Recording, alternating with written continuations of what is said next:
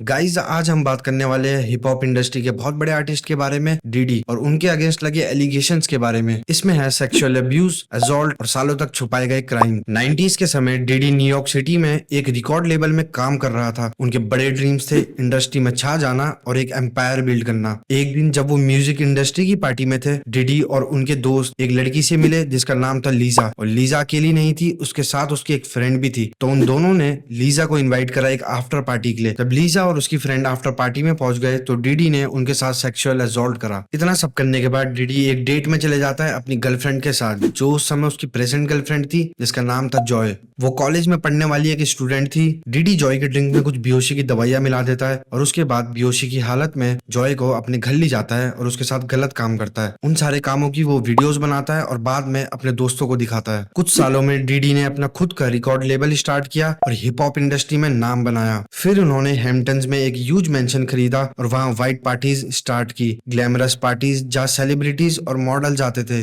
पर डीडी कुछ secret parties भी करता था जिनको फ्रीक ऑफ्स कहता था। इन पार्टीज में ड्रग्स और सेक्सुअल अब्यूज होता था और ये पार्टीज कई दिनों तक चलती थी। एक बार डीडी ने अपनी ऐसी किसी पार्टी में 16 साल के लड़के को बोला, अगर वो इंडस्ट्री में बहुत बड़ा स्टार बनना चाहता है तो उसे अपने कपड़े उतारने पड़ेंगे। और इस उम्मीद में वो लड़का ऐसा कर भी देता है। और 2000 के टाइम पे डीडी अंडर एज गर्ल्स और यंग वुमेन के साथ अब्यूसिव सिचुएशंस में इन्वॉल्व हो गए। कैसी नाम की सिंगर जो कि 19 साल की थी, वो भी इन सब में फंस गई। डीडी अपनी गर्लफ्रेंड कैसी के साथ बहुत ज्यादा अब्यूसिव था। अगर कैसी किसी लड़के से बात भी कर ले तो डीडी उसे बहुत ज्यादा अब्यूज करने लग जाता था। डीडी उसे कार में कभी धक्का देता था या तो कभी फ्राई पैन फेंक के मारता था। कैसी ने कई बार इस रिलेशनशिप से भागने की कोशिश करी पर डीडी उसे हमेशा रोक लेता था। एक बार वो एक होटल में थे और उनकी बहुत भयंकर लड़ाई हो जाती है। लड़ाई करते करते डीडी पास आउट हो जाता है और सोफे में आराम से सो जाता है। कैसी सोचती है ये अच्छा मौका है और वो अपना सामान लेके होटल से निकल जाती है। उसी समय डीडी की आंखें खुलती है और वो एक टॉवल लपेट के कैसी के पीछे भागता है और कैसी को पकड़ लेता है और वहीं पे गिरा के बहुत बुरी तरीके से मारता है, जो कि आप इस वीडियो में देख ही सकते हैं। कुछ टाइम बाद डीडी एक म्यूजिक प्रोड्यूसर को हायर करता है जिसका नाम था लिल रॉड।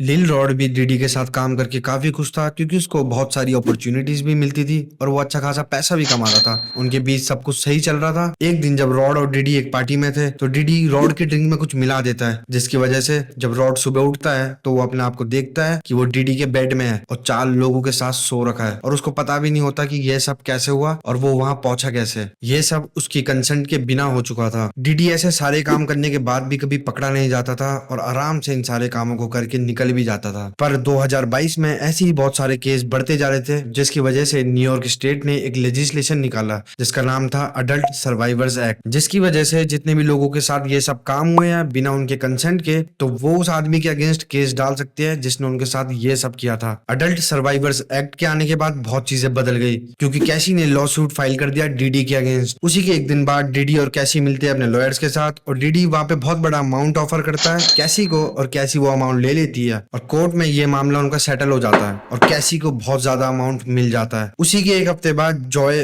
और लीजा दोनों एक साथ उस पर लॉ सूट फाइल कर देती है और फिर थोड़े टाइम बाद लिल रॉड भी उसको स्यू कर देता है और उन्हीं के साथ साथ 2-3 बंदे और उस पर केस कर देते हैं। पर यह सिलसिला वही नहीं रुका क्योंकि बहुत सारे लॉ सूट डीडी के अगेंस्ट आ चुके थे। डीडी और उसके लॉयर्स इन सब चीजों को गलत बता रहे थे पर हर जगह न्यूज में, सोशल मीडिया में बस डीडी की न्यूज ही चल रही थी। पर डीडी के लिए चीजें और ज्यादा बेकार हो चुकी थी क्योंकि इसमें अब FBI भी इन्वॉल्व हो गई थी। वो उसको बहुत समय से इन्वेस्टिगेट भी कर रहे थे उसके सेक्स ट्रैफिकिंग और बाकी सारी चीजों की वजह से। जैसे उन्हें डीडी के खिलाफ कुछ एविडेंस मिला, उन्होंने उसकी प्रॉपर्टी में रेड मार दी। वहाँ बहुत सारी ड्रग्स और बहुत सारे बेबी ऑयल मिले, कम से कम वह 1000 बोतल बेबी ऑयल्स की मिली। और डीडी के against sex trafficking, racketeering and prostitution जैसे चार्जेस लगे। मीडिया और सोशल मीडिया में हर जगह डीडी का नाम सेक्सुअल मिसकंडक्ट का सिनोनिम बन गया। डीडी ने पब्लिक में अपॉलॉजी भी दी लेकिन फेडरल इन्वेस्टिगेशन अभी भी ऑनगोइंग है और फाइनली डीडी को अरेस्ट कर लिया गया। और उसकी अपॉलॉजी सुनने के बावजूद भी पब्लिक को उस पर विश्वास नहीं हुआ। वो चाहता था कि पब्लिक फिर से उसके साइड में आ जाए पर ऐसा कुछ हुआ नहीं। और वो इतने सारे बेबी ऑयल्स का करता क्या था, ये भी एक सोचने वाली बात है। अगर हम आज की बात करें तो डीडी में कम से कम 120 से ऊपर केस फाइल हो चुके हैं। और सबसे शॉकिंग बात यह है कि इतने सालों तक ये सारी चीजें छुपी रही और किसी को पता भी नहीं लगी।